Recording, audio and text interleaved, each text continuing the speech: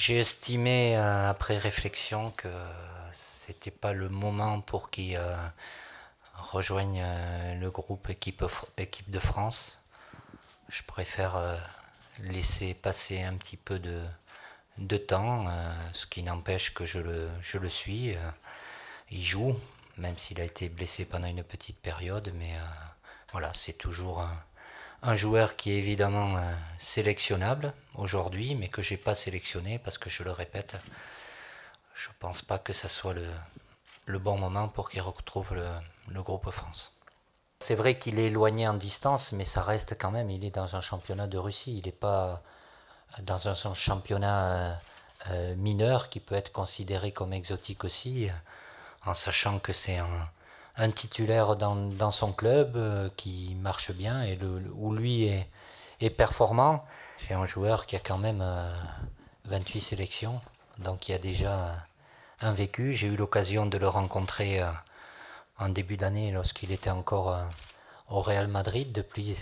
Depuis sa situation a évidemment évolué,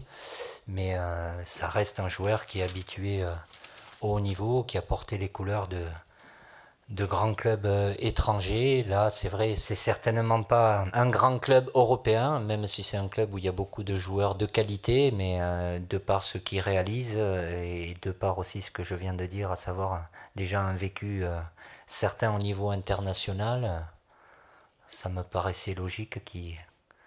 soit dans cette sélection. J'étais pas sceptique, c'est vrai que c'est mieux s'il restait au Real Madrid, avec les inconvénients que ça amène, parce qu'il y a une concurrence qui est plus importante, alors que là, il joue régulièrement dans une équipe qui fonctionne bien, puisqu'elle est première de son championnat.